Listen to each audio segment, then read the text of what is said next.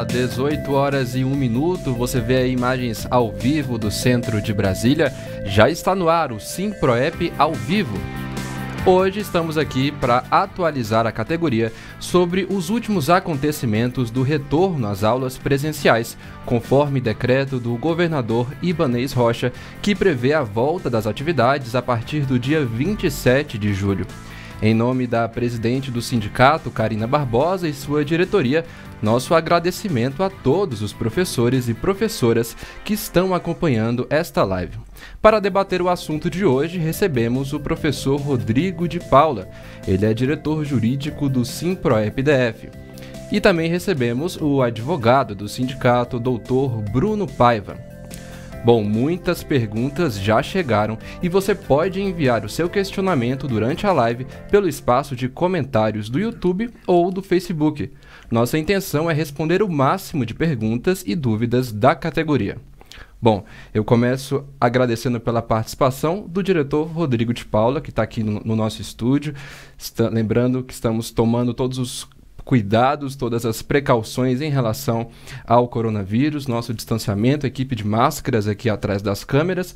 Rodrigo, muito obrigado pela sua participação. Hoje teremos muitas questões aí a serem respondidas, né? Isso. Primeiro, boa noite, Lucas. Boa noite ao Dr. Bruno, boa noite a todos os internautas. Desde já agradecer, como sempre, a nossa audiência. E esperamos nessa 1h e 30 responder as principais dúvidas, os questionamentos de toda a categoria. Então, em nome de toda a diretoria do SimProep, agradecer a audiência. Esperamos interagir um pouco aqui em relação a todos esses acontecimentos, coronavírus, pandemia e principalmente tentar dar resposta às demandas da nossa categoria. Ok, Rodrigo, agradecendo também a presença do advogado Bruno Paiva, que está conectado conosco via link. Doutor Bruno, muito obrigado pela sua presença, boa noite. Gostaria de cumprimentar o professor Rodrigo, em nome de quem eu cumprimento todos os professores que estão nos assistindo nessa noite, e esperamos aqui tirar todas as dúvidas da categoria, que é uma semana muito apreensiva para todos, a gente tem muitas incertezas com relação ao retorno às aulas, e o objetivo dessa live de hoje é a gente trazer esses esclarecimentos para a categoria e dizer como está a situação com relação ao enfrentamento da pandemia e a atuação do sindicato durante esse período. Pessoal, então, boa noite a todos e que tenhamos aí uma boa live, que a gente possa esclarecer todas as dúvidas e que os professores possam interagir e participar conosco. Boa noite a todos. Então, lembrando mais uma vez a você, o espaço de comentários do YouTube e também do Facebook é o espaço para você poder digitar a sua pergunta, fazer o seu comentário, participar desta transmissão. Rodrigo, para iniciar, eu gostaria de saber qual que é a posição do sindicato em relação ao retorno das aulas no dia 27 de julho. Então, Lucas e a todos que estão nos assistindo, primeiro nós precisamos de entender esses 4 meses praticamente que nós estamos completando do início da pandemia, né? Nós fomos, toda a população do Distrito Federal, as escolas e os professores, nós fomos surpreendidos no domingo, através de um decreto do governador, de que a partir de segunda-feira, né, as escolas estariam suspensas suas aulas presenciais, tendo em vista o início mundial de uma grande pandemia que coloca em risco aí milhares de seres humanos. Nesse sentido, Lucas, já na segunda semana, as escolas e um esforço concentrado das escolas e principalmente dos seus professores, coordenadores, começaram um grande movimento para que as aulas pudessem dar prosseguimento através de plataformas ou até mesmo de aulas no ambiente virtual, né? Então nós chegamos agora, nesses 4 meses praticamente de pandemia, no ambiente em que os professores, né? E aí eu queria desde já agradecer e dizer que os professores são heróis e heroínas, da mesma forma que os colegas da saúde e outras tantas categorias, porque nós conseguimos, Lucas, chegar a 4 meses no bom ritmo, né? Tendo em vista a realidade de uma pandemia. E aí, nesse sentido, nós fomos surpreendidos aí recentemente com o novo decreto do governador, que no nosso entendimento estava indo bem, as medidas de isolamento, flexibilizando várias atividades econômicas e colocando o início das aulas com a previsão a partir do dia 27. E aí nós tomamos aí todos os cuidados de, primeiro, procurar o governo, né, tentar dialogar com o governo, mesmo sabendo que por parte das escolas e do sindicato que havia entregue ao governador um protocolo com uma série de medidas, né, para que a escola pudesse retomar, embora o sindicato dos professores não tenha sido chamado a participar desse protocolo, nós lemos aí com bastante atenção e verificamos uma série de falhas nesse protocolo, né? E aí, nesse sentido, Lucas, por justamente entendermos que a escola particular tem funcionado dentro do possível no ambiente virtual, a gente não vê nenhum motivo para o governador flexibilizar o início das aulas a partir do dia 27, segunda-feira, que não seja uma pressão econômica por parte do setor. Aí, nesse sentido, o sindicato, nós temos se posicionado contra, porque a gente precisa de compreender que uma escola, uma faculdade, uma creche, movimenta milhares de pessoas. Não é você ir ao shopping, comprar uma camisa, entrar com toda a proteção. Nós estamos falando aqui de escolas com 2.000 alunos, 3.000 alunos, né? E principalmente a característica da juventude, né? Muitas vezes disciplinada, né? Nós estamos falando de crianças. Então não é uma atividade econômica qualquer reabrir uma escola. Então, nesse sentido, o sindicato tem se posicionado contra, principalmente pela característica e segundo, por essa pressão econômica, né? Procuramos o governo, já no dia seguinte após o decreto, nós procuramos o governo no sentido de tentar dialogar, né? O governo praticamente foi redutivo em manter a data do dia 27. Amanhã nós estaremos novamente tentando dialogar com o governador, até porque, Lucas, qual é o decreto do governador? A partir do dia 27, estava previsto no dia 3 a retomada da rede pública, né? E nós já tomamos conhecimento, já é público, de que houve uma flexibilização por parte do governo no início das aulas da rede pública. Então, nós não entendemos por que também não haver da rede particular. Qual é a justificativa? Tendo em vista que a rede particular tem funcionado no ambiente virtual, a rede pública começou agora, recentemente, então não tem nenhuma justificativa que não seja uma pressão econômica do setor. Então a gente vai estar indo amanhã uma última tentativa com o governo, e não sendo possível, nós não descartamos a possibilidade, ainda no dia de amanhã, de uma judicialização dessa questão para que a gente possa evitar a retomada das aulas na segunda-feira. Isso sem falar o seguinte, Lucas, o sindicato recebeu uma série de denúncias já de escola convocando os professores a partir dessa segunda-feira, né, para elaboração, discussão de protocolos, e nós recebemos um número grande também de denúncias de escola que sequer realizou a testagem dos professores, obrigando professores a fazerem teste, pagando do próprio bolso. Então nós achamos que a escola tem que ter um olhar diferenciado, e é isso que nós estamos tentando sensibilizar com o governo, né?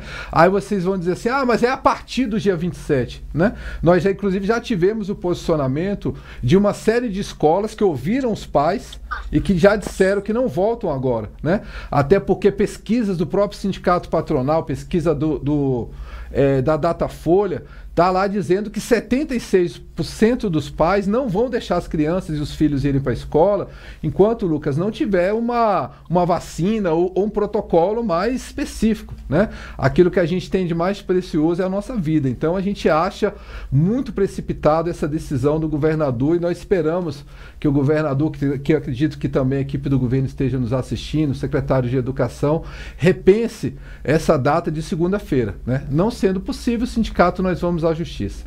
Então as ações do sindicato são justamente essas, tentar o diálogo e, se não, ir à justiça, é isso? Exatamente, isso é o caminho que a gente já está tentando, né? Nós achamos que ainda é muito prematuro a retomada na segunda-feira, por mais que a gente tenha protocolos, principalmente nas séries iniciais, né? É muito difícil. Uma coisa é você começar as aulas no ensino médio, nas faculdades, que você tem uma conscientização maior por parte dos jovens, né? Uma coisa é você exigir de uma criança um afastamento, o uso de máscara, a higienização. É muito difícil, né? E é justamente nesse aspecto onde está previsto lá no decreto do governador, não tem, inclusive, um escalonamento. O protocolo que nós defendemos é justamente um escalonamento. Primeiro começa as aulas no ambiente com os maiores, do ensino médio, até a última etapa ser a educação infantil. O que nós estamos percebendo nessa semana foi a inversão, né? As escolas de educação infantil, que a gente sabe, e nós reconhecemos a crise, eu tenho dito, Lucas, que nós lamentamos muito que economicamente o governo federal não tenha feito uma política para salvar as pequenas escolas. As escolas praticamente, os pais estão retirando as crianças, as escolas estão perdendo receita. Nós já tivemos mais de 700 colegas demitidos na rede particular, e desses 700, aproximadamente 85% vem da educação infantil, das séries iniciais, e nós lamentamos muito. Por isso que nós entendemos que sem a presença do Estado nesse momento, ajudando as escolas e mantendo os empregos, muito dificilmente a gente vai passar essa crise. Mas só que é uma ilusão a gente achar que voltar às aulas de qualquer jeito, que o pai vai mandar a criança para a escola. Não vai. A gente vai continuar tendo esses problemas econômicos. Então essa é uma preocupação, e que a gente gostaria muito que o governo que está nos assistindo refletisse, né, desse posicionamento. O sindicato pedimos também, solicitamos a intervenção do Ministério Público do Trabalho, né? A gente tem um conhecimento de que ocorreram várias reuniões, inclusive com os pais, né, que é fundamental. Eu acho que junto com os professores, os pais precisam ser ouvidos, né? A gente tem feito um bom diálogo aí com a Associação de Pais, né, que inclusive também tem se posicionado com uma série de preocupações a respeito desses protocolos, né? A gente não tem ainda a garantia, até porque a escola, Lucas, é um espaço de interação. Você imagina o retorno das aulas para a criança, a gente vai ter situações em que o aluno vai morrer, que a avó do aluno, nós vamos voltar para a escola num ambiente completamente de medo, de insegurança, tanto inseguranças de protocolo, mas ao mesmo tempo inseguranças emocionais, né? E a escola precisa ser vista dessa forma. Como é que a gente vai dizer para uma criança que o coleguinha que foi infectado, que daqui 2, 3 semanas está na UTI, pode vir falecer, ou que o avô faleceu? Então, assim, nós temos que ter muito cuidado nessa hora, e ter o máximo possível de garantir. Nós achamos que o dia 27 é muito precipitado para esse retorno, Lucas. Ok, Rodrigo. Bom, 18 horas e 13 minutos, lembrando, estamos ao vivo, você pode participar. Obrigado a você pela nossa grande audiência nesse momento, a você que está comentando. Utilize esse espaço para mandar sua pergunta e também para opinar. Rodrigo, antes da gente conversar um pouquinho lá com o nosso advogado, eu queria saber sobre a questão das creches, né? Como é que fica a situação das creches conveniadas ao GDF, já que o sindicato foi à justiça, né, no início da pandemia, para suspender as aulas. Como é que fica nesse momento? Só fazendo uma retrospectiva, Lucas, o que acontece? No início da pandemia, o governador havia suspenso as atividades educacionais de todos os segmentos da rede particular, da rede pública, e havia deixado as creches conveniadas por fora do decreto. Inclusive no discurso infeliz de alguns dirigentes da educação, que disse o seguinte: nós vamos deixar as crianças aonde? Aonde que os filhos das empregadas vai ficar com quem? E aí nós tentamos naquele momento sensibilizar o governo que também decretasse a paralisação das creches.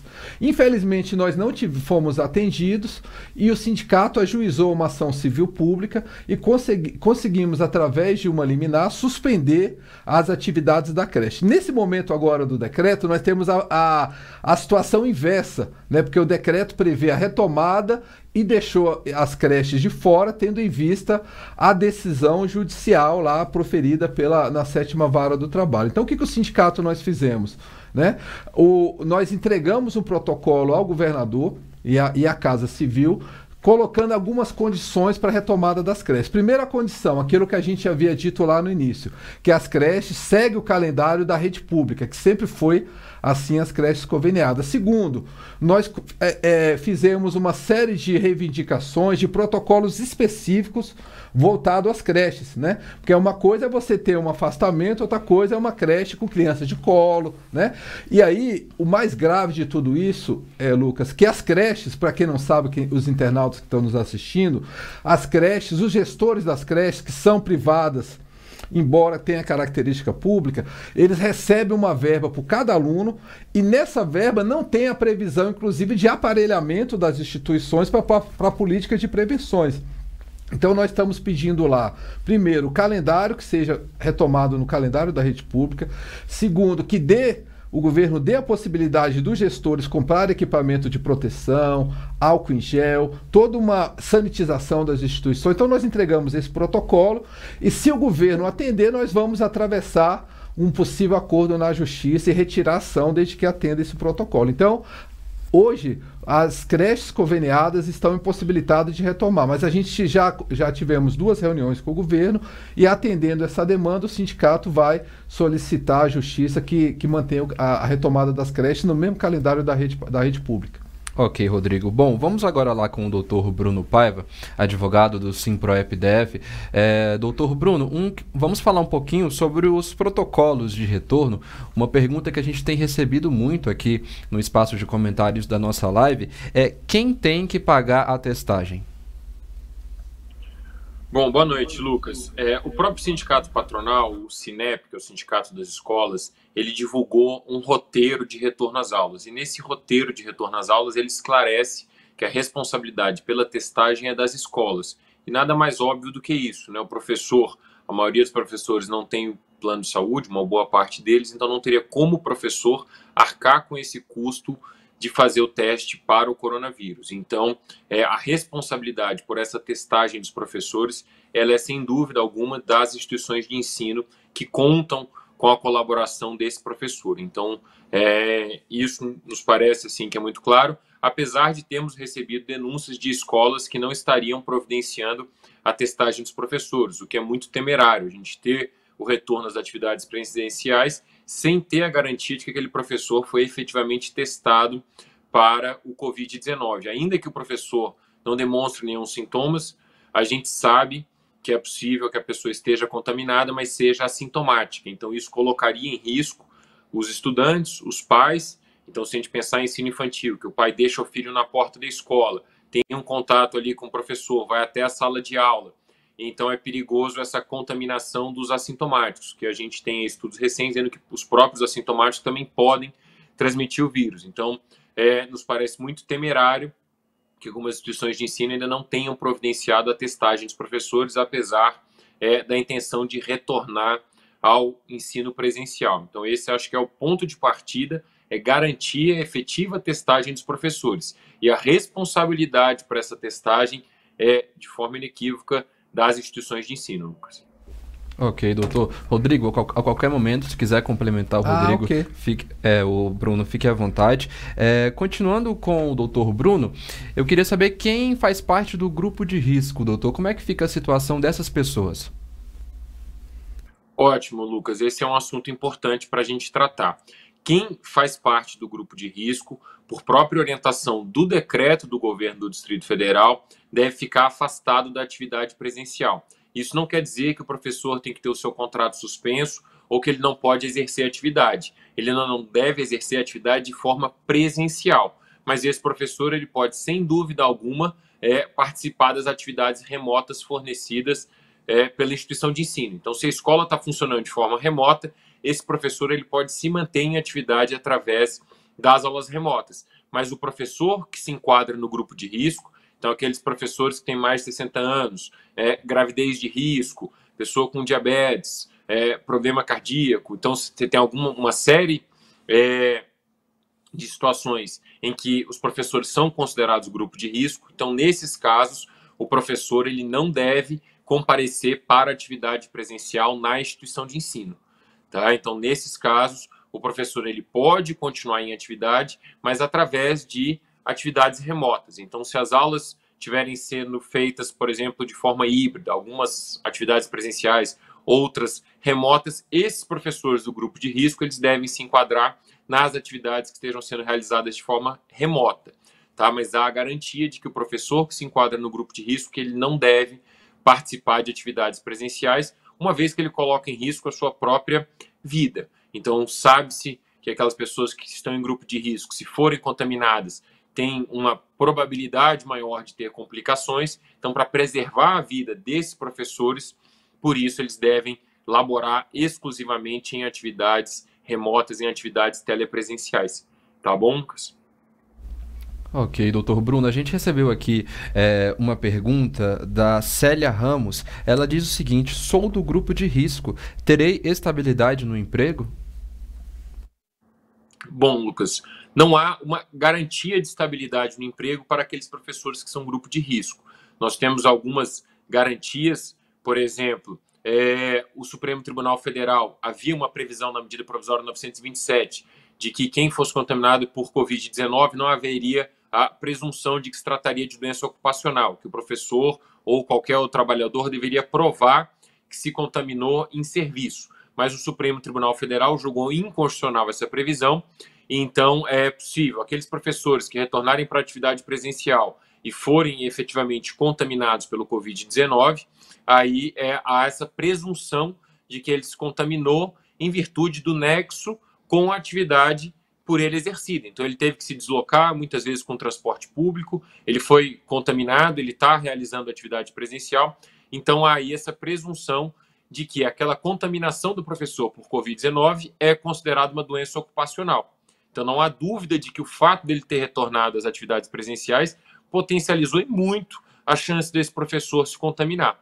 Então, por isso, é considerada como doença ocupacional se o professor vier a ser contaminado pelo coronavírus, pelo Covid-19. O que é diferente se ele for contaminado também em atividade remota, ele não teve comparecendo uma vez à escola e tal. É uma outra situação, mas se ele está comparecendo às atividades presenciais, a escola determinou que ele retornasse às atividades presenciais, ele vier a ser contaminado, isso aí será considerado como doença ocupacional, uma vez que a exposição do professor ao risco é diante da sua atividade laboral. Então, com isso, já fazendo esse preâmbulo, a sua resposta é: sou do grupo de risco.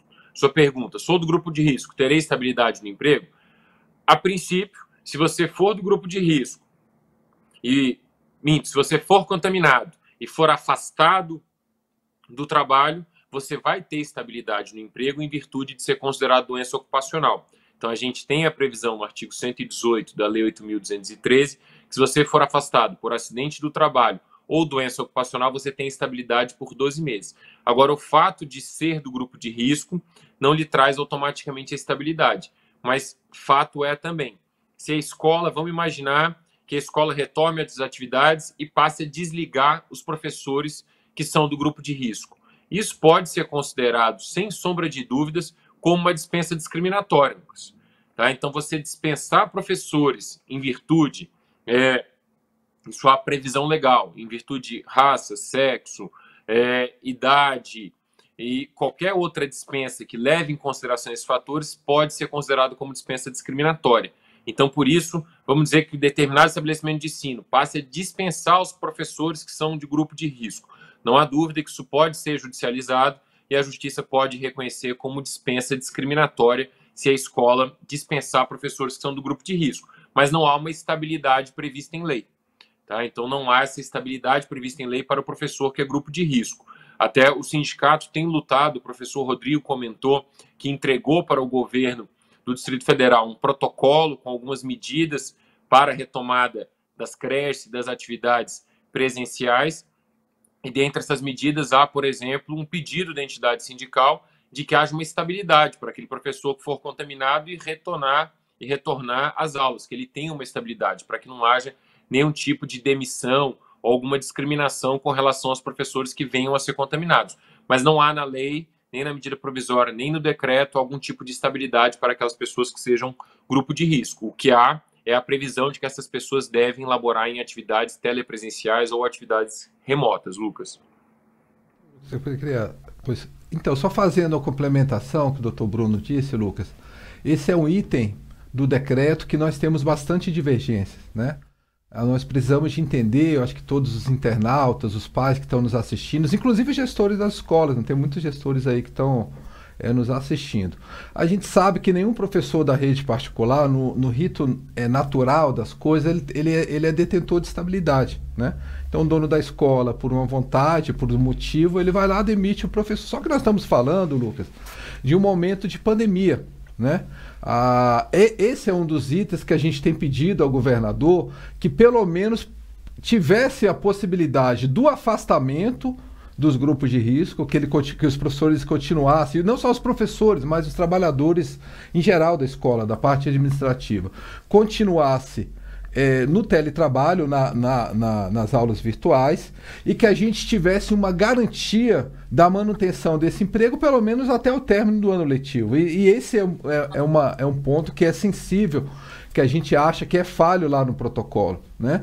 Esse é um aspecto. O outro aspecto, que quem, no nosso entendimento, deva atestar, quem é do grupo de risco, primeiro tem que ser o médico, né? Eu acho que nem eu, nem você, nem o dono da escola, né? Tem que dizer assim, você é do grupo de risco, você tem que ficar.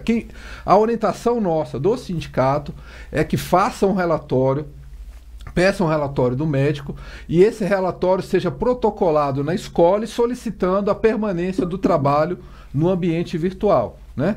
Só que como nós teremos duas situações, tá, gente? Nesse primeiro momento nós teremos o afastamento já compulsório de quem está em grupo de risco, né? E nós teremos uma situação que essa daí, no meu entendimento, ela é uma situação muito mais grave, que é o que o Bruno tem colocado. Vamos supor que todo mundo foi testado, as aulas começam na segunda-feira, nós não temos ninguém assintomático ou com vírus detectado. Então todo mundo volta ao trabalho. Uma semana depois, o professor, ou um aluno lá foi afastado porque identificou que o aluno é assintomático, está com vírus. E aí, esse aluno, a escola provavelmente vai testar o professor. E o professor testou positivo, né? Uma semana depois. Como é que fica a situação desse professor? No entendimento do sindicato, mesmo a gente sabendo que nesse momento agora a gente não consegue mais identificar de onde vem o vírus, porque ele passou a ser um vírus comunitário, no entendimento do sindicato, esse professor e esse funcionário que for ser contaminado após o início da aula, ele tem que ser enquadrado como acidente de trabalho, né? Seja através do deslocamento, seja através de que adquiriu o vírus dentro da própria escola. E aí, adquirindo através do acidente de trabalho, ele vai para o INSS, vai fazer o seu tratamento e retorna com 1 ano de estabilidade. Essa é a avaliação do sindicato. Esse é o primeiro aspecto. O outro aspecto, vamos supor que esse professor se complicou e veio a falecer. De quem que é a responsabilidade do falecimento? Quem vai indenizar a família? Né? Quem vai indenizar o prejuízo? No entendimento do sindicato, nós achamos, por isso que a gente acha que é muito prematuro começar na segunda-feira, nós vamos recomendar, e aí nosso jurídico já está preparando isso, nós estamos fazendo isso a nível nacional, Lucas, que os agentes, os donos das escolas e o próprio governo do Distrito Federal sejam responsabilizados por qualquer óbito que venha acontecer no ambiente da escola. Por isso que a gente está pedindo, nesse momento, uma série de cuidados, achando que ainda não é o momento. Por isso que eu queria dirigir, vários donos de escola estão assistindo na última live, entraram, questionaram. Nós estamos dizendo, nós estamos pedindo reflexão, porque se um professor vier a falecer, o sindicato, o jurídico do sindicato, vai colocar à disposição dos seus familiares a responsabilidade civil pela morte, inclusive a responsabilidade do governo do Distrito Federal. Nós achamos muito prematuro voltar à aula nesse momento. Então a gente precisa de ter esse aspecto também, né? Nós estamos falando de vidas, né? Um aluno faleceu. De quem que é a responsabilidade? Né? A gente está acompanhando lá no protocolo, Lucas, de que a escola vai pegar uma declaração do pai que optar por mandar o seu filho com a responsabilidade. Mas será que essa declaração ela é suficiente para resguardar uma possível indenização por parte da família contra a escola? Né? Então, algumas dúvidas que fica aí que a gente acha muito prematuro. Mas em relação ao grupo de risco, infelizmente, a gente acha que deveria vir no decreto a estabilidade do emprego para os professores de grupo de risco até o término do ano letivo. Porque a gente sabe, a rede particular, assim como outras atividades econômicas, vai para o INSS, né? Demora 3 meses para conseguir receber alguma coisa do INSS, a escola paga 15 dias e o professor, quando volta, já tem outro no seu lugar e recebe como gratificação a sua carta de demissão. Então, por isso que o sindicato tem uma série de preocupações e tem alertado, inclusive no documento que nós encaminhamos ao Ministério Público do Trabalho, foi a solicitação de um grande acordo que a gente tivesse nesse protocolo a garantia de emprego pelo menos até o término do ano letivo. Porque diferentemente de outra profissão, Lucas, o professor que é demitido no curso do ano letivo, ou ele fica um semestre ou um ano desempregado, não é uma empresa que você vai lá, repõe um funcionário. O professor ele é condicionado ao funcionamento do ano letivo. Então, nós precisamos de garantia de emprego nesse sentido. Ok, Rodrigo. Bom, agradecendo pela audiência novamente, em nome de toda a diretoria, da nossa presidente Karina Barbosa. Obrigado a você que está acompanhando essa live. Rodrigo, a gente tem muitas perguntas aqui. Tem uma situação aqui que algumas pessoas estão perguntando, que é sobre aquele professor que não pertence ao grupo de risco, mas que convive em casa com uma pessoa do grupo de risco. Existe algum protocolo, alguma orientação em relação a isso? Não existe. Esse é uma situação. Por isso que a gente entende que a escola, né, segundo os cientistas, aí, isso é no mundo todo, a criança e o adolescente, geralmente ele é assintomático. Ele tem o seu vírus, né, não se manifesta no seu corpo, mas ele é transmissor, né? Então é um risco muito grande, né, que tendo em vista essa característica, tanto para a criança levar para os seus familiares, como ao mesmo tempo os professores. Nós não temos lá no protocolo nenhuma situação que prevê essa possibilidade, entendeu, Lucas?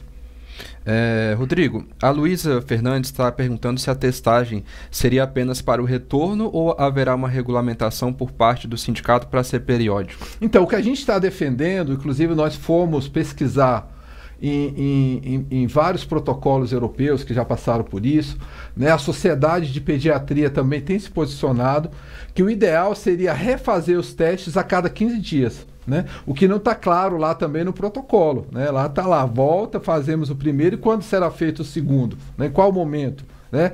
Lá não está claro, por exemplo, que os alunos serão testados, lá fala apenas uma declaração, que é um ponto, inclusive, que a ASPA, Associação de Pais, tem defendido com bastante veemência. Qual é a garantia de que a gente vai ter de que assim como os funcionários, que está lá no protocolo, e como é que fica a situação dos alunos? Eles também serão testados? Lá não está claro isso para a gente. Vamos voltar lá com o doutor. Eu queria só, Lucas, fique à vontade, doutor, acrescentar um aspecto nesse item, que é o seguinte: nós tivemos essa semana, assim, muito recente, uma decisão, as lojas de Riachuelo, não é um processo de segredo de justiça, posso aqui falar para todos, mas as lojas de Riachuelo entraram com um mandado de segurança na Justiça do Trabalho contra o decreto do governo do Distrito Federal que obriga a testagem a cada 15 dias nos shopping centers. Então, para os shopping centers, há a determinação da testagem quinzenal dos trabalhadores. E a Riachuelo entrou com mandado de segurança na Justiça do Trabalho, dizendo que isso era muito oneroso, que isso seria muito caro para os comerciantes e pedindo para o Justiça do Trabalho afastar essa necessidade de testagem a cada 15 dias. E a Justiça do Trabalho negou essa liminar das lojas de Riachuelo e determinou que sim, fosse realizada a testagem a cada 15 dias. Então, esse já é um precedente e já é um parâmetro também para a situação dos professores.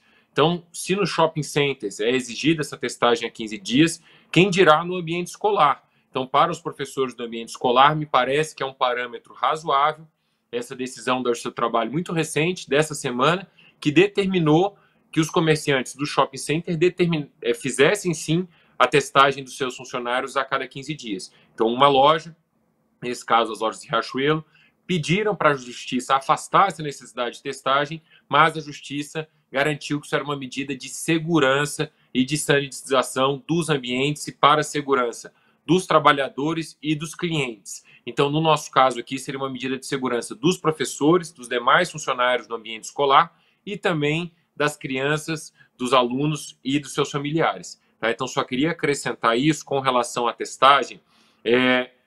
Sem dúvida, é importante essa testagem inicial de todos os colaboradores, de todos os professores, mas também é importante uma testagem periódica, porque a gente sabe que a pessoa pode testar negativo agora, mas contrair isso no curso das aulas. Então não adianta fazer só a testagem inicial e não ter uma testagem periódica. E um parâmetro, como o professor Rodrigo bem salientou, um parâmetro que as autoridades de saúde têm adotado esse parâmetro de testagem a cada 15 dias, e a gente já tem, aqui no caso de Brasília, essa decisão da Justiça do Trabalho de Brasília determinando a testagem a cada 15 dias nos shopping centers. Então, se pode testar no shopping center, por que não no ambiente escolar? Me parece que o ambiente escolar é propício para que haja essa testagem regular e nesse período de 15 dias, no máximo até. Tá? Então, só queria fazer esse esclarecimento, essa contribuição, porque é algo recente e que acho que é importante da gente estar trazendo aqui para os professores também. Tá? Doutor Bruno, gostaria de te passar aqui uma pergunta do professor Guilherme Amorim. Ele disse o seguinte: eu posso me negar a voltar ao trabalho presencial alegando prevenção à saúde? O que fazer caso a escola me ameace ou venha a me demitir? Na verdade, hoje em dia, sem haver uma determinação judicial ou uma ordem do governo do Distrito Federal que impeça essa retomada das atividades escolares, em tese, essa retomada ela é lícita. Então, o empregador ele pode convocar os seus trabalhadores para retornar às atividades presenciais a partir do dia 27 de julho. Então, se houver uma ordem do seu empregador, ele deve cumprir essa ordem. Então, essa recusa por ele não é válida, porque ela não tem um respaldo legal ou judicial. O que o sindicato vem adotando, e a gente tem conversado com o Ministério Público do Trabalho, tivemos aí audiência na semana passada e vemos mantendo tratativas, é de que, se houver de fato essa retomada das atividades escolares a partir da semana que vem, é possível uma judicialização para evitar essa retomada. E como o professor Rodrigo salientou no começo, o que se quer aqui não é impedir a retomada das aulas ou prejudicar os empregadores, as instituições de ensino. O que se quer aqui é uma reflexão para uma retomada gradual, paulatina, ponderada, segura, então que haja um escalonamento. Então esse é um ponto muito importante, que como o professor Rodrigo falou, para a rede pública de ensino, a retomada das aulas ela foi feita de forma escalonada. Para a rede privada, para a rede particular de ensino, o decreto simplesmente autoriza para todas as categorias, exceto as creches, a retomada a partir do dia 27 de julho. Então não há essa determinação por parte do governo do Distrito Federal dessa retomada escalonada. Então o que o sindicato vem insistindo aqui não é evitar a retomada, ou a gente sabe da importância, a gente sabe quantos professores também foram prejudicados pela suspensão dos contratos de trabalho, por demissões, por reduções de jornada com reduções salariais, mas o que o sindicato vem ponderando e questionando é que seja uma retomada com segurança, que seja uma retomada que garanta a saúde e a segurança dos professores, mas também dos alunos, dos demais colaboradores, de seus familiares.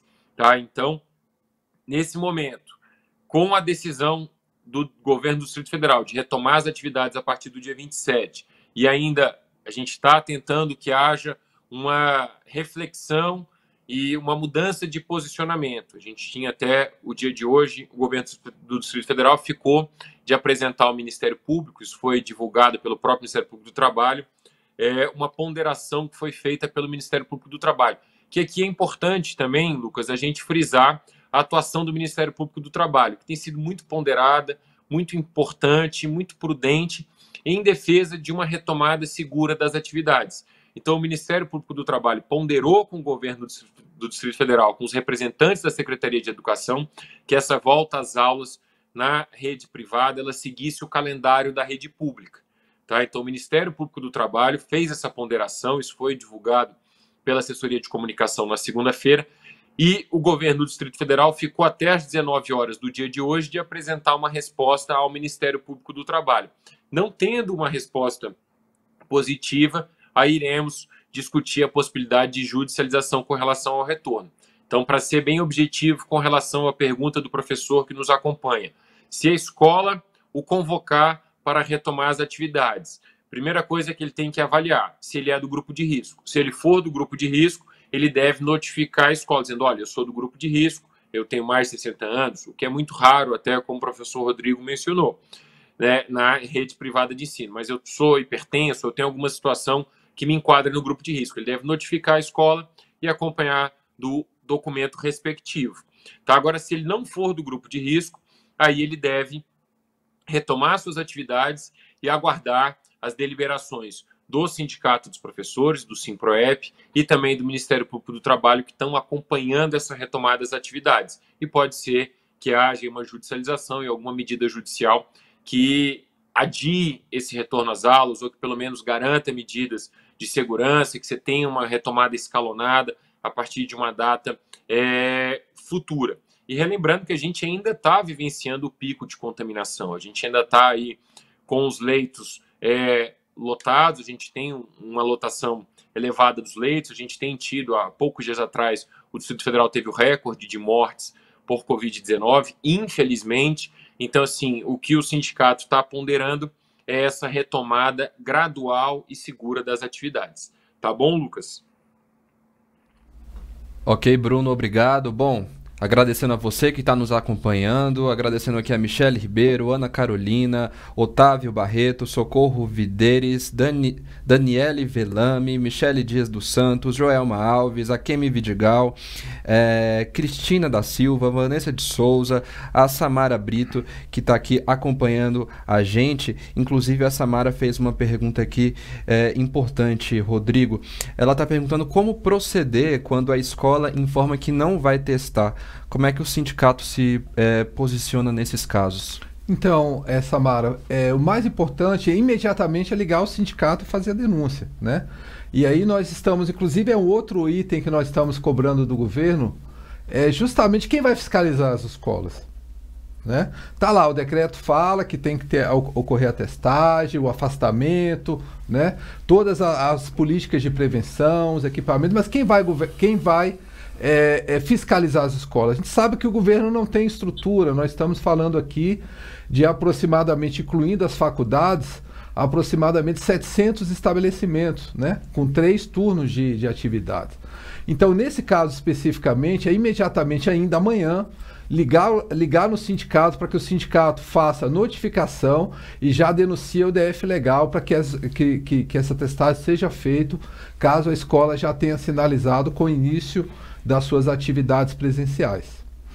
Rodrigo, tem uma questão aqui, mais de um internauta está perguntando, inclusive a Aline Félix. Ela disse, uma vez que a escola tenha feito uma pesquisa junto aos pais e uma pequena porcentagem queira voltar à escola, pode optar por não voltar e continuar mantendo as atividades remotas? Então, viu, Aline, pelo decreto do governador, a partir do dia 27 fica opcional, né? Mas só que isso para as famílias, para o aluno, mas só que o professor e o funcionário não vai ter essa opção, né? A gente sabe que o emprego fala mais alto, que a gente precisa de sobreviver. Infelizmente não está lá essa opção, com exceção do grupo de risco, né, que ainda com essa ausência da garantia de emprego no primeiro momento, o professor e o funcionário não terá. O pai sim poderá, que é um outro debate que a gente precisa de fazer, né? A educação, pelo decreto, ela vai continuar sendo educação mista, educação híbrida, né? De forma presencial e de forma online, né? E aí a pergunta que a gente faz, vem cá, o professor vai estar lá, ele tem uma carga horária de 20 horas, um turno, ou até, eu vou pegar o exemplo de 20 horas. Ele vai estar lá uma manhã todinha na escola dando aula, né? Para os alunos que estarão dentro da sala de aula. E como é que ficam os alunos que estão em casa? Qual vai ser o horário que o professor vai dar continuidade a esse trabalho para os alunos que estão no ambiente virtual, né? Que é um outro debate que a gente entende que, primeiro, o professor, quando ele é contratado, e aí a gente, mesmo compreendendo que nós estamos vivendo num momento atípico, né? O professor tem uma jornada de trabalho. Se eu fui contratado para 20 horas, eu preciso trabalhar 20 horas. O que está acontecendo nesse momento, Lucas, e principalmente os pais que todos estão nos assistindo, que nessas aulas no ambiente virtual, o professor nunca trabalhou tanto como está trabalhando praticamente 3 vezes uma jornada do que presencialmente, e não está recebendo sua remuneração da forma que ele está trabalhando, né? Isso sem falar na questão mesmo da tecnologia. No primeiro momento, Lucas, nós recebemos lá, e essa é a realidade de todo mundo, praticamente os professores tiveram que montar estúdio na sua própria residência, né? Seja através de equipamentos, turbinando o pacote de dados da internet, e muitos desses professores sequer recebeu alguma remuneração por parte da escola, né? E esse ambiente ele vai continuar daqui para frente. Não quer dizer que a gente não tem que fazer o esforço. O esforço ele precisa ser feito, e já está sendo feito, mas o professor precisa também de remuneração. Ainda não está claro para a gente como vai funcionar, né? Lá fala que cada escola tem autonomia de construir suas estratégias.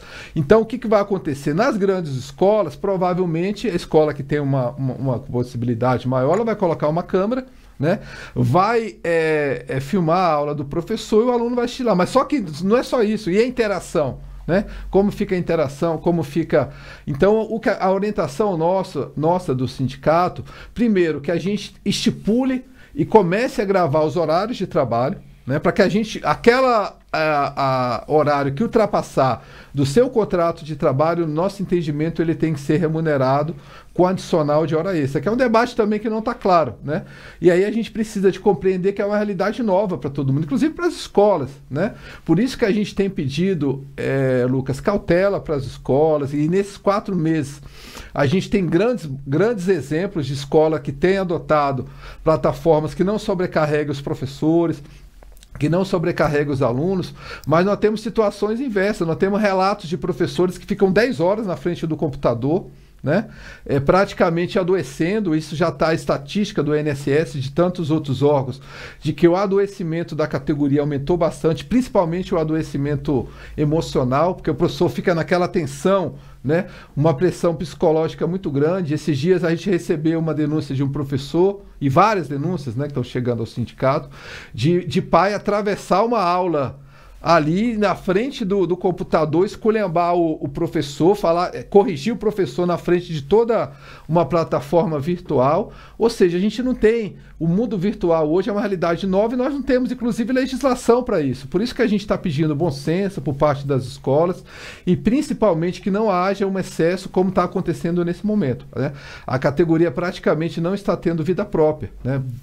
10, 8 horas na frente de um computador, né? E sem falar interação, né? Aquelas escolas que não colocaram plataforma de limitar, a gente tem relatos lá de professor recebendo e-mails, questionamento 1h da manhã, 2h da manhã. Isso precisa ficar bem claro também nessa nova realidade. E aí a gente precisa de dizer que essa realidade ela não vai ser afastada, né? Pelo menos até o final desse ano letivo vai ter que ser ainda no ambiente virtual e talvez até no próximo ano, né? Então é uma realidade que a gente vai precisar de achar regulamentações e construir consensos, inclusive com sindicatos patronais, tanto das faculdades como também das escolas. Rodrigo, só para atualizar o pessoal que chegou depois do início aqui da nossa live, como a Leda Gonçalves, alguém sabe me dizer se o sindicato entrou na justiça para barrar esse retorno? Atualiza rapidamente aqui. Então, Leda, olha só, nós estamos aí até o dia de hoje, aliás, até o dia de amanhã, tentando sensibilizar o governo ainda de voltar atrás do decreto de reabertura. Não sendo possível, o sindicato estará judicializando essa situação para que a gente possa solicitar a intervenção da justiça nesse aspecto de, como o doutor Bruno disse, nós estamos apenas pedindo, primeiro, a equiparação do calendário da rede pública. Na nossa compreensão, não entendemos por que a rede pública tem um calendário mais estendido, né, com possibilidades inclusive de escalonamento, e a rede particular tem que voltar a partir do dia 27. Aí você fala assim, mas tem escola, realmente, a escola tem autonomia, né? Tanto a gente queria elogiar aquelas escolas que tiveram a sensibilidade de consultar os pais e, a partir dessa consulta, tomar uma decisão. Nós temos escolas que já disseram, nós vamos voltar só no finalzinho de agosto, né? Então a gente elogia também essas escolas que tomaram essa postura, mas infelizmente a grande maioria não tiveram essa sensibilidade de ouvir os pais, de ouvir a maioria, de ter esse consenso. Então, em não sendo possível essa possibilidade, Lida, de uma reflexão por parte do governo, nós vamos à justiça pedir isonomia do calendário da rede pública. Rodrigo, o Trajano Jardim está aqui acompanhando a gente e ele disse o seguinte: por que o governo ajudou os bancos e deixa as pequenas e microempresas a Deus dará? Eu comecei aqui a minha live, para quem está nos assistindo, justamente colocando essa situação. Nós estamos vivendo um momento de muita dificuldade no mundo todo, mas em especial, e a gente precisa de refletir que, infelizmente, o governo Bolsonaro, ao invés dele encarar a pandemia, ele foi para a televisão dizer, isso é uma gripezinha, né? E não teve uma política, primeiro, centralização, Lucas. A gente percebe, e aí os governadores que tomaram decisões ali de isolamento, eles foram ao Supremo Tribunal Federal, né? E conseguiram a sua autonomia. Mas só que a nível nacional nós não temos uma política unificada, né? Então você tem uma decisão do governador de Minas, uma decisão do governo do Distrito Federal, uma decisão do Rio Grande do Sul, o que nós lamentamos muito. Essa mesma falta de decisão a nível nacional, nós também achamos e lamentamos porque o governo, ao invés de ter uma política Assim como nós tivemos nos Estados Unidos, na Europa, uma política de que o governo ajudaria as empresas a passar essa dificuldade da pandemia, condicionada à manutenção do emprego. O que nós tivemos? Uma medida provisória, 936, que praticamente reduziu em 70% o salário dos professores, né?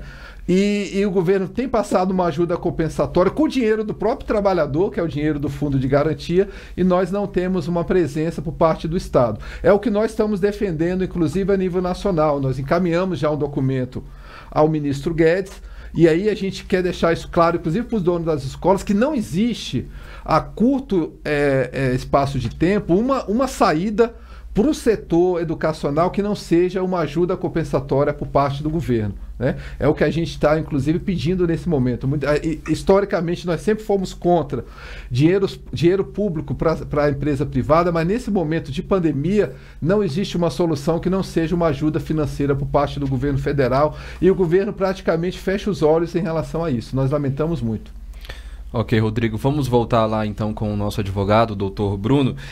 Bruno, alguns questionamentos aqui sobre horas extras. Queria que o senhor comentasse um pouquinho dessa situação e se aulas virtuais contam como dias letivos. Sem dúvida, Lucas. As aulas virtuais contam como dia letivo, então a gente tem, sobretudo no ensino médio e no ensino superior, o primeiro semestre ele foi quase todo cumprido através das aulas remotas. Então, em alguns estabelecimentos de ensino, as chamadas aulas síncronas, em que a aula acontece no mesmo horário em que estaria acontecendo a aula presencial, mas através de uma plataforma virtual de ensino, ou alguns tipos de ensino à distância também foram fornecidos, mas não há dúvida de que essa atividade remota, essa aula remota, ela vale sim como dia letivo, tanto para o professor, que cumpriu ali a sua jornada de trabalho e deve receber a sua remuneração, quanto para o aluno, que é considerado como um dia cursado efetivamente de aula, como um dia letivo, como um dia cumprido da sua carga horária escolar. Então, respondendo a sua pergunta, não há dúvida de que a aula remota cumpre sim o seu papel como dia letivo, e a gente tem visto isso. Eu sou professor também da graduação em Direito, então, assim, a gente viu que as aulas remotas, elas cumpriram seu papel, as instituições de ensino, elas se adaptaram, se prepararam para isso, aquelas que conseguiram, e cumpriram seu calendário do primeiro semestre através de aulas remotas, em alguns casos com muito êxito, mas isso, claro, é mais fácil para aqueles alunos que se encontram numa idade mais avançada. Então, para os alunos do ensino médio, para o final ali do ensino fundamental e, sobretudo, no ensino superior. Então, nesses casos, a atividade remota, ela supriu muito bem isso, tanto que há instituições que já noticiaram que vão permanecer no segundo semestre todo com aula remota. Então, a gente já tem instituições que programaram para manter o segundo semestre com as aulas remotas, que até entendemos que é um parâmetro importante, uma vez, como o professor Rodrigo mencionou, boa parte dos pais, ao responderem pesquisas, se dizem seguros de deixar os seus filhos retornarem para o ambiente escolar. Eles ainda não se sentem seguros para isso. E aí, com relação a horas extras, então, essas atividades remotas, também o professor Rodrigo pontuou bem, que no começo parece que você está trabalhando de casa. Então, você fala assim, nossa, agora eu trabalho de casa. Mas depois de um tempo, os professores passaram a perceber que, na verdade, eles estavam morando no trabalho. Então, o que no começo parecia que era um trabalho, um home office, na verdade, o professor, ele morava no trabalho. Isso por quê? Porque ele não desligava. Não era como quando ele tinha atividade presencial, que terminava ali a jornada de trabalho dele, ele voltava para a sua residência e ficava com a sua família. Então, ele está ali no seu ambiente familiar, mas ele está também cumprindo a sua jornada de trabalho e muitas vezes fora da sua hora de trabalho. Então, esse é um problema, o professor Rodrigo pontuou bem isso, que isso aconteceu muito. Nós tivemos denúncias ao sindicato de escolas que estavam demandando do professor o dia inteiro, além da sua carga horária, e isso pode sim ser cobrado das escolas, essas horas, além daquelas horas previstas na carga horária do professor, em que ele teve atividades demandadas pelo estabelecimento de ensino. Tá? Então, isso fica muito mais nítido no ensino remoto. Então, quando as aulas são presenciais, se o professor saiu ali da instituição, em tese, ele encerrou a sua jornada de trabalho. Então, é mais fácil você comprovar essa atividade além da jornada prevista. Mas no caso das atividades remotas, isso também pode ser comprovado através das demandas da instituição de ensino. Então, se o professor tinha lá uma carga horária de 20 horas semanais, mas a instituição de ensino demandou dele outras atividades que ultrapassaram essa carga horária, o professor ele pode sim cobrar da instituição de ensino essa carga horária que ultrapassou a sua jornada regular de trabalho. Tá, Lucas? Então, respondendo a sua pergunta, se houver essa extrapolação da jornada prevista, então aquela jornada contratual prevista para o professor, então o professor para esse período letivo, ele vai ter uma jornada de 20 horas semanais, de 40 horas semanais, ou uma jornada menor, mas ao iniciar as atividades remotas ou até a retomada da atividade presencial, esse professor ele extrapolou a sua carga horária, isso pode sim ser cobrado da instituição de ensino, a instituição de ensino deve remunerá-lo por esse período que ele trabalhou, além da sua jornada inicialmente contratada. Tá bom, Lucas? Ok, Bruno. Rodrigo, gostaria de complementar a fala? Então, só completando em relação às aulas no ambiente virtual ser contabilizado para o presencial e dia letivo. O que acontece? E aí eu queria elogiar, logo na terceira, quarta semana do início da pandemia, o Conselho de Educação do Distrito Federal, que inclusive eu tenho muita honra em fazer parte também, representando os professores, o Conselho discutiu um parecer de número 33, né, que justamente foi inclusive um dos conselhos pioneiros a nível nacional, que possibilitou que essas aulas remotas sejam contabilizadas para efeito de dia letivo, né? E logo em seguida, nós tivemos também o Conselho Nacional de Educação, porque a LDB falava o seguinte, que para o ano letivo ser contado como ano letivo, precisaríamos de dois aspectos. O mínimo de 800 horas e o mínimo de 200 dias letivos, né? O Conselho Nacional teve a sensibilidade de quebrar os 200 dias letivos, porém permaneceu as 800 horas, né? Então, com isso, as instituições têm autonomia, através do parecer número 33, elogiar inclusive a postura do professor Marco Antônio, que é o nosso presidente do Conselho. O parecer de número 33 possibilita já as escolas, tanto públicas como particulares, a utilizar esse ambiente para efeito de dia letivo. Então, com isso, a gente tem diminuído bastante aquela possibilidade de entrarmos no ano civil do ano seguinte, de reposição de aula. Por isso que eu iniciei a minha live dizendo que, muito estranhamente, a gente não vê nenhum motivo que não seja econômico para as aulas serem convocadas a partir do dia 27, né? Porque as aulas têm funcionado dentro, é claro, do nível de pandemia, tem funcionado bem. Com exceção, é claro, uma certa dificuldade da educação infantil, porque tem uma característica educacional diferente, né? É uma relação de afetividade, é uma relação de contato e principalmente a característica da criança. Como é que você prende uma criança, deixa uma criança na frente de um computador e consegue manter a sua atenção por mais de 10 minutos, né? Então, a educação infantil, a gente precisa de ter um olhar diferenciado,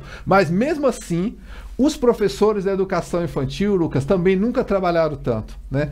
Procurando, aperfeiçoando, fazendo a interação com os alunos, com os familiares, né? Porque mais do que nunca, eu acho que os familiares estão compreendendo a importância do professor na vida educacional, que estão participando mais do que nunca, ajudando na tarefa, né? Que eu acho que isso vai ser um aspecto positivo diante de toda essa tristeza, né? Então a gente não vê nenhum motivo dessa loucura desenfreada para dar início que não seja a questão econômica, né? Então a gente lamenta muito. Rodrigo, o Trajano fez mais um questionamento aqui interessante. O Cinep não fez uma pesquisa com os pais, por que o Cinep, não respeitou o resultado da pesquisa? Então, a gente não quer fazer uma crítica, mas o Cinep fez uma pesquisa lá onde ela constava o momento de retorno das atividades, se o pai estava satisfeito com as aulas no ambiente virtual, né? E a pesquisa ela tinha um limitador de data, que era justamente o mês de setembro, né? Então nós tivemos uma quantidade imensa, uma grande maioria dos pais disseram que só iriam retomar a partir daquela data e muitos disseram que não iam voltar. Então a gente entende que realmente houve por parte uma falta de sensibilidade nesse aspecto, né? E uma coisa que eu queria salientar, que eu acho que foi um erro do governador, Lucas, nós tivemos acesso ao protocolo do sindicato patronal do Cinep, das próprias faculdades, que foi entregue ao governador, e nesse protocolo lá tinha uma política de escalonar o retorno das atividades, né? Embora a gente tenha questionamento no início da data da educação infantil. Então, o mínimo que o governador deveria ter feito naquele momento era recepcionar o retorno de forma escalonada. Não, aí colocou a partir do dia 27, ou seja, ele transferiu meio que lavou as mãos, né, perante o setor privado. E nós entendemos que é uma responsabilidade muito grande do governo fazer no momento desse de pandemia. Por isso que a gente quer sensibilizar o governador. Eu iniciei dizendo que na avaliação do sindicato o governo estava bem do ponto de vista do isolamento, mas infelizmente nesse momento tem deixado a desejar, e a gente está justamente tentando sensibilizar o governador, que dê inclusive o tratamento que ele deu na rede pública também para a rede particular. Ok, Rodrigo, vamos voltar então com o doutor Bruno. Bruno, a gente tem um questionamento aqui do Paulo Roberto. Gostaria de perguntar ao doutor Bruno se a escola que demitiu todos os professores no dia 1º de julho para contratar outros professores pagando hora-aula com valores inferiores, ele está querendo saber se essa situação é ilegal. Sim, isso tem que ser avaliado nesse caso concreto. Então, assim, o que eu sugiro? Que o Paulo leve essa questão ao sindicato para a gente ver efetivamente qual foi a medida tomada pela empresa, se isso pode ser considerado como alguma hipótese de dispensa ilícita dos trabalhadores. Tá? Então, qual foi a justificativa, qual foi a modalidade de dispensa adotada por essa instituição de ensino, por esse estabelecimento de ensino. Então, assim, o que eu sugiro ao Paulo? Que ele organize esses professores, que eles peguem as suas cartas de demissão, as suas demissões, seus termos de rescisão e levem ao sindicato para que a gente possa fazer análise se tem alguma forma de questionar isso. A gente sabe que, sem dúvida, se ela demitir os professores e depois recontratá-los com uma hora-aula menor, isso aí seria considerado redução de salário, que é vedado pela Constituição e pela legislação trabalhista. Então, a gente tem que ver o que a empresa fez para a gente ver se há alguma ilegalidade e alguma possibilidade de reversão dessas demissões desses professores e preservar o emprego desses professores. Então já fica aí minha sugestão ao Paulo, que procure o sindicato, junte essa documentação para que a gente possa avaliar e verificar se há de fato algo que a gente possa questionar nessa atitude tomada pela empresa. Tá bom, Lucas? Ok, Bruno, obrigado. Rodrigo? Então, só completando, viu, Paulo? A gente viu, Bruno, nós já recepcionamos essa denúncia lá no sindicato. Foi a escola lá na Santa Maria que chama Vila das Crianças, que foi um total desrespeito aos professores. A escola, durante a pandemia, Lucas, convocou todos os professores. Os professores chegaram na porta da escola, a contadora da escola estava na porta da escola e demitiu todos os professores, sem sequer deixar os professores entrarem no ambiente para retirar seus pertences pessoais. Aí, nesse sentido, nós já abrimos um procedimento no Ministério Público do Trabalho, já tem um decreto civil já investigando essa situação. Como a escola ainda, Paulo, ainda está no prazo para efeito de homologação, hoje nós já ligamos para a escola já para marcar as homologações, e a partir desse momento a gente vai estar acionando aí todos os direitos, inclusive pedindo indenização. Outro aspecto que a escola jamais pode nesse caso específico lá da Vila das Crianças, fazer o que eles fizeram.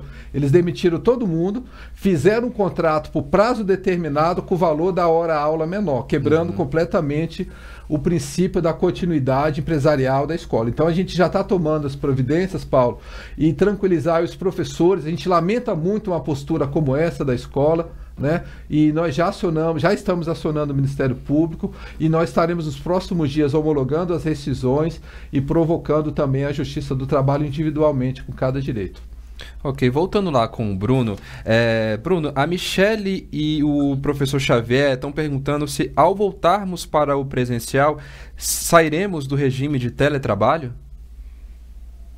Então, Lucas, isso vai variar. A gente sabe que as escolas elas podem adotar o regime exclusivamente presencial, um regime híbrido ou até um regime de trabalho telepresencial. Isso pode ser que haja uma variação, então que alguns professores trabalhem talvez em um regime híbrido, alguns dias na semana, uma semana presencial e outra semana telepresencial, ou que alguns professores, aqueles de grupo de risco, ou aquelas escolas, por exemplo, que não vão retomar o ensino presencial. A gente tem o exemplo de algumas escolas, como disse o professor Rodrigo, que a gente deve louvar essa iniciativa das escolas de manter o ensino remoto por enquanto a gente não tem uma estabilização da curva de contágio pelo Covid-19. Então, a gente tem a possibilidade desse professor continuar no trabalho remoto. Agora, então, a gente tem uma autorização para a retomada da atividade presencial. Então, fica aí a critério das instituições de ensino retomarem ou não essa atividade presencial. Tá? Então, agora, se for retomada integralmente a atividade presencial e esse professor passar a trabalhar regularmente, a exercer a sua atividade docente no estabelecimento de ensino exclusivamente de forma presencial, aí o regime de trabalho dele passaria do teletrabalho para o trabalho presencial. Então, se for efetivamente retomada a atividade presencial e esse professor passar a trabalhar exclusivamente de forma presencial, ele tem essa alternância de regime do teletrabalho para o regime presencial. Tá bom, Lucas? Ok, Bruno. Rodrigo. E, Lucas, só completando essa dúvida, é importante que todos que estão nos assistindo tenham essa clareza, né? O professor, quando ele é contratado no início do ano, ele recebe ali ele assina em tese um contrato de trabalho anualmente que estipula a sua carga horária, né?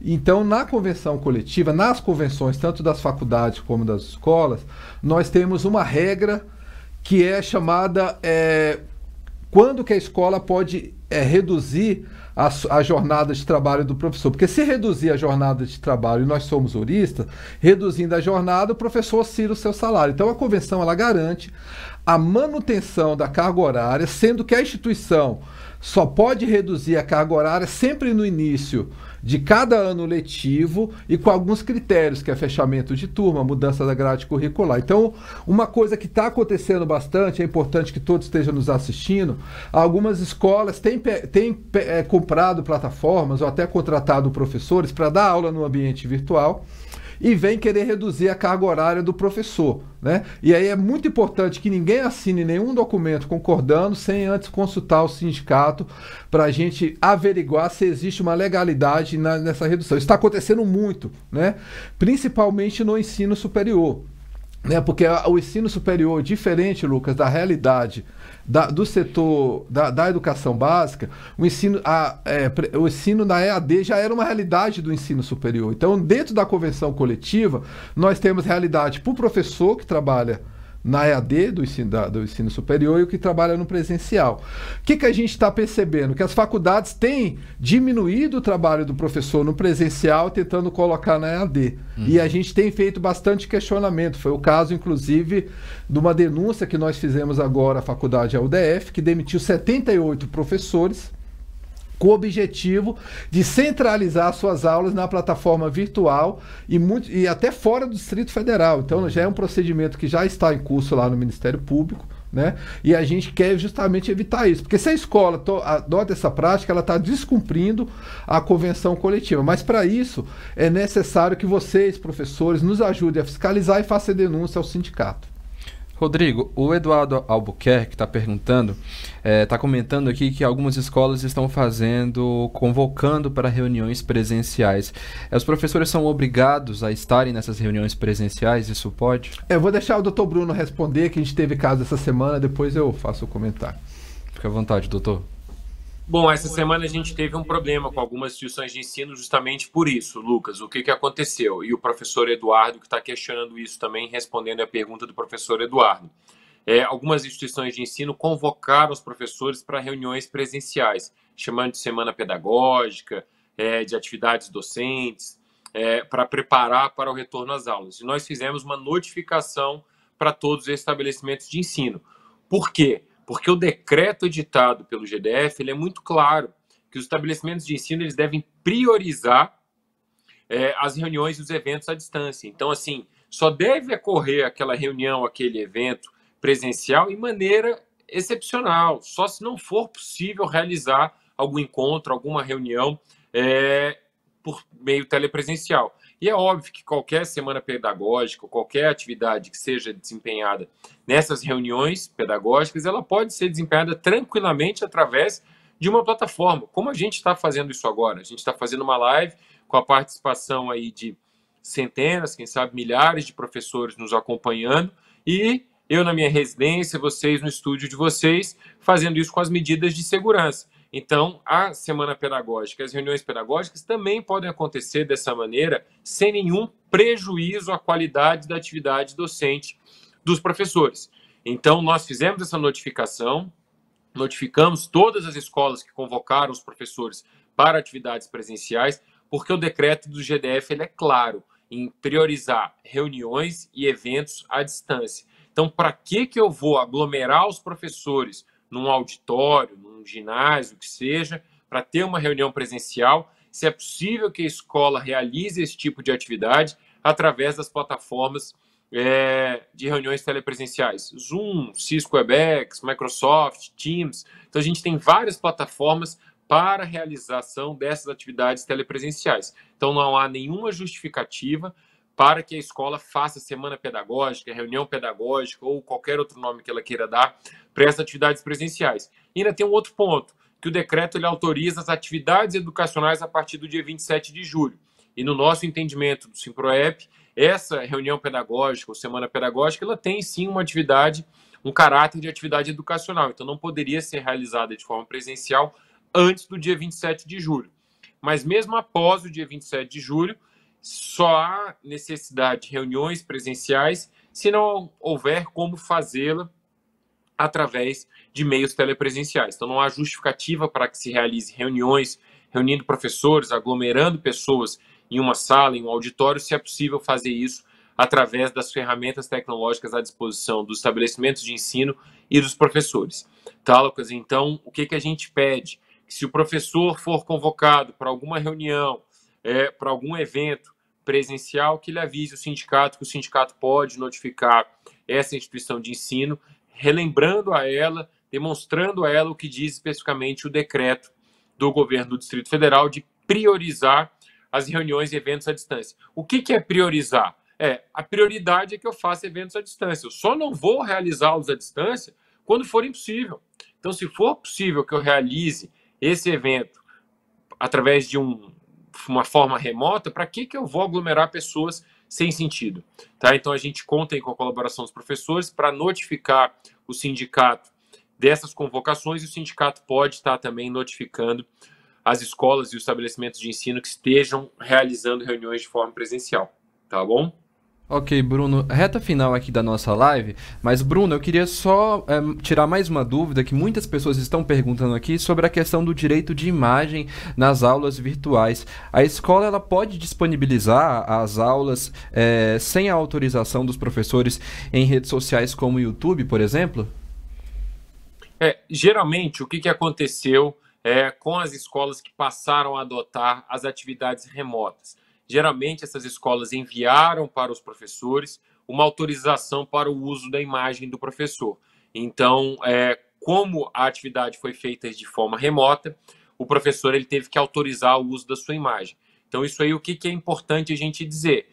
Que o professor ele autorizou o uso da sua imagem, a partir do momento que ele passou dessas aulas através de plataformas para atividades remotas, mas a sua imagem está autorizada para divulgação da atividade educacional. Então, se a escola está usando aquela atividade remota para atividade educacional, está abrangida por essa autorização dada pelo professor. Mas se isso está sendo desvirtuado, se a escola está pegando a imagem do professor para fazer algum tipo de propaganda ou desvirtuando aquela aula que foi dada pelo docente, isso aí pode ser considerado como algum abuso do uso da imagem do professor. Agora, se está relacionada à atividade docente, se está relacionada àquela aula que ele deu, a escola disponibilizou para que os alunos assistissem através de alguma plataforma e houve autorização do professor para isso, houve a concordância do professor em gravar aquela aula remota, em ministrar aquela aula, isso é possível, esse compartilhamento, mas desde que seja para a atividade educacional estritamente e para aquilo que houve a concordância do professor. Então, não pode ter um uso indevido ou desvirtuado daquela atividade remota gravada pelo professor e colocada à disposição da instituição de ensino. Então, essa aula, essa atividade, qualquer que seja a modalidade em que foi usada a imagem do professor, ela deve ser utilizada para a interação com os alunos e para a atividade docente. Tá? Então, qualquer outro uso desvirtuado, isso pode ser considerado como abuso do uso da imagem daquele professor que disponibilizou aquela aula para a instituição de ensino. Tá bom, Lucas? Ok, Bruno, esclarecido. Rodrigo, quer complementar? Só completando rapidamente, é importante a gente salientar que o Ministério Público do Trabalho Nacional fez uma série de recomendações do trabalho do professor nesse ambiente das aulas virtuais. E lá fala um pouco essa questão também, eu queria até dizer que a gente vai disponibilizar aí no site do sindicato essas recomendações do Ministério Público, né, que fala de excesso de trabalho, e dentre elas a questão do direito de imagem. O que está acontecendo, Lucas? Inclusive a orientação nossa do sindicato. No ensino superior, principalmente, o professor gravou lá uma aula, né? E hoje o ensino superior, ele principalmente com as aulas na EAD, o professor fica com aquela aula gravada e a instituição utilizando para o resto da vida, né? Ad eterno a aula do professor. Então a gente tem sugerido, né, principalmente quando o professor ele é demitido, porque a gente sabe que quando a pessoa está no exercício da profissão e não tem garantia de emprego, ela vai aceitar todas as regras.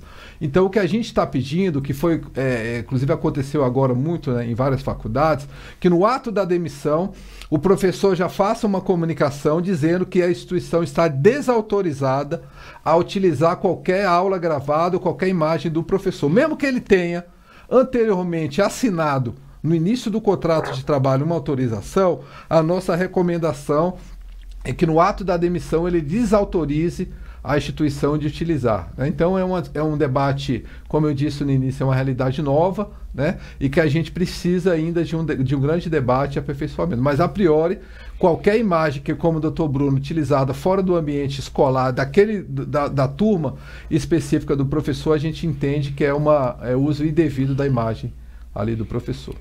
Ok, Rodrigo. Bom, 19h16, estamos aqui na reta final da nossa live.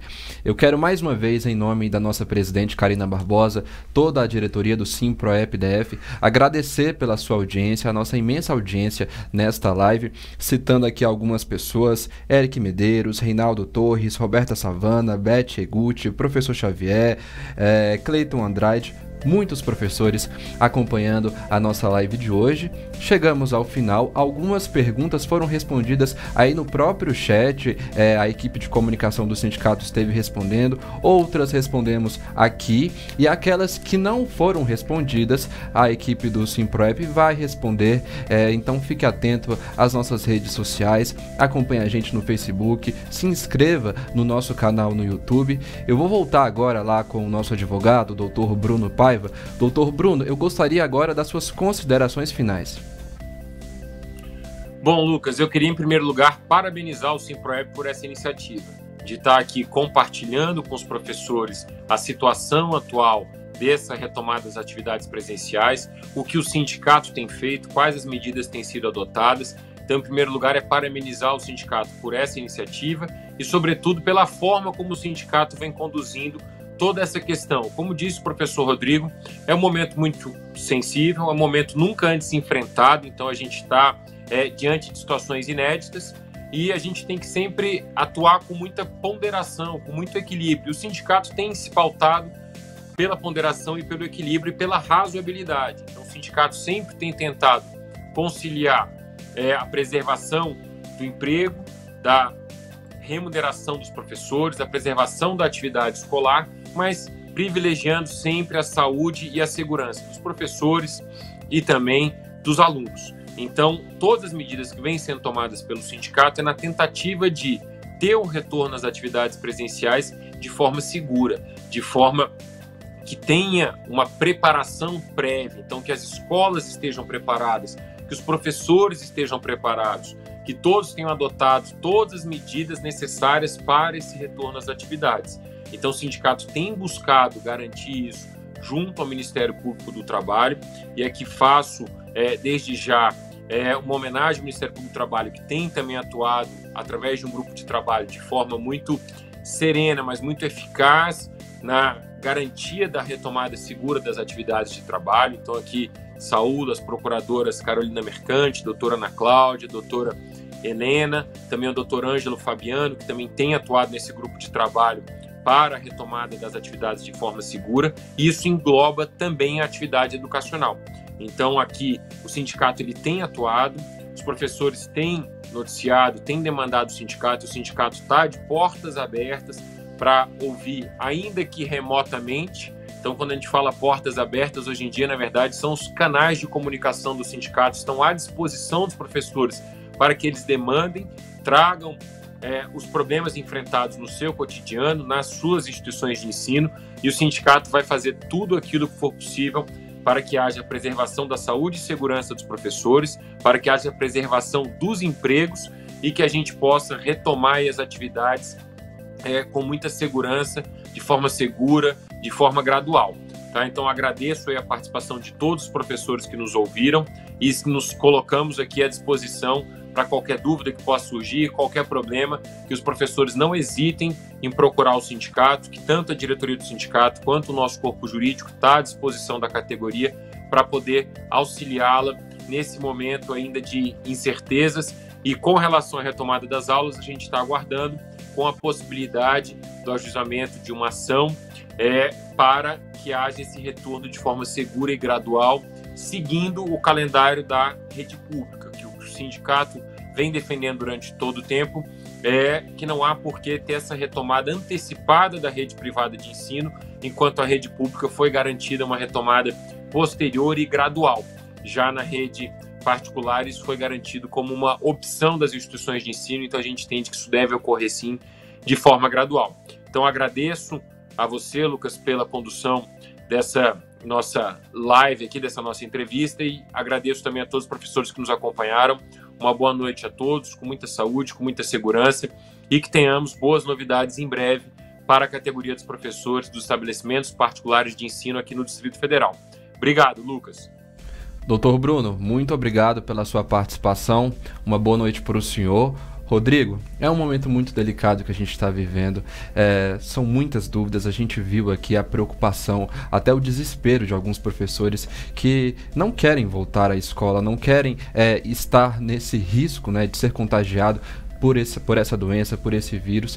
Eu quero muito agradecer pela sua participação, pela sua disponibilidade e também quero as suas considerações finais. Então, primeiro eu quero agradecer aí, em nome da professora Karina e toda a diretoria do sindicato, aí a audiência das nossas lives e dizer que, como disse o Dr. Bruno, nós estamos até o último momento tentando sensibilizar o governo do Distrito Federal de que ainda não é o momento da retomada das aulas presenciais, né? Eu iniciei a live dizendo que os professores nunca deixaram de trabalhar, né? Que as escolas nunca deixaram de sair do cotidiano dos alunos e dos professores. Só que nós estamos entendendo muito precipitado esse retorno aí a partir de segunda-feira. Então nós vamos amanhã, até a última hora, tentar uma negociação ainda com o governo, né, de forma que o que a gente está pedindo nesse momento é prudência por parte do governo e que siga o mesmo calendário da rede pública. Não se justifica nesse momento que não seja uma questão econômica exigir que os professores e os alunos fiquem expostos ao grande risco da contaminação. Então a gente vai tentar até o último momento, como disse o Dr. Bruno, não sendo possível, nós vamos judicializar, né? E aí, Lucas, o sindicato, a gente tem recebido, inclusive, críticas, assim, até de dono de escola, diz assim, vocês estão matando a galinha dos ovos, o professor vai perder o emprego, né? Vocês estão trabalhando contra o emprego do professor. Só que nesse momento a gente precisa de compreender que nós estamos falando de vidas, né? É muito fácil, o professor vai morrer, a escola substitui, né? E como é que fica a vida dos alunos, a vida dos professores? Então, nós tiramos o objetivo do sindicato nesse momento de ter cautela pela vida, né? Então é isso que a gente quer finalizar aqui a live, agradecendo, que a gente vai tentar até o último momento, a gente já poderia ter judicializado, né? Mas a gente quer, inclusive, abrir um canal de interlocução com os próprios sindicatos patronais, né? O próprio protocolo do Sinep prevê lá um escalonamento. Por que a partir do dia 27, né? Sem testagem, né? Com toda essa obsessão por começar a qualquer momento que não seja econômico. Nós tivemos já uma semana aqui de a escola, que já tem professor que está uma semana, conforme foi dito aqui pelo Dr. Bruno, que a escola já convocou. Então a gente acha que a opinião do pai, principalmente das famílias, deva ser respeitadas, e nesse momento a opinião é da grande maioria de que a escola não deva retomar suas atividades presenciais. Então a gente quer justamente sensibilidade nesse momento, mesmo que seja opcional para as famílias, para o professor e para o funcionário ela não é opcional. Se não for, ele vai ser demitido e vai ter o seu emprego ceifado. Então a gente quer bastante diálogo, bastante ponderação, e a gente encontra o equilíbrio no melhor momento de retomar as aulas. O sindicato não está contra nenhuma instituição, e sim preservando a vida, inclusive a própria garantia da instituição de depois não ser responsabilizadas juridicamente por morte, por indenizações. Então, agradecer a live e dizer que amanhã nós vamos tentar até o último momento, e não sendo possível, nós vamos para o judiciário e vamos tentar ver como que o judiciário se comporta nesse sentido. Então pedir a todos os internautas que acompanhem as redes sociais do sindicato, que amanhã a gente vai estar no finalzinho do dia ou no fim de semana passando as orientações, tá bom? Muito obrigado, Lucas, agradecer essa parceria aqui da nossa live, o Lucas aqui pela brilhante mediação, e dizer que a gente vai estar aí com mais frequência fazendo lives com essa qualidade aqui, inclusive para discutir o dia a dia dos professores. Então, muito obrigado aí a todos os internautas, e dizer que aquelas respostas, aquelas perguntas que não foram respondidas, que a gente vai responder aí no finalzinho da nossa live, tá bom, gente? Muito obrigado e boa noite. Muito obrigado, Rodrigo, pela sua participação. Bom, você assistiu essa live aqui direto do estúdio da RecPlay Produtora. Nós aqui do SimProEP estamos aqui para te ajudar, para te representar. Essa ferramenta de comunicação nesse período tão difícil é justamente para nos aproximar e ajudar a encontrar soluções boas para todos. Conte com a gente. Sindicato Forte, professor valorizado. Boa noite.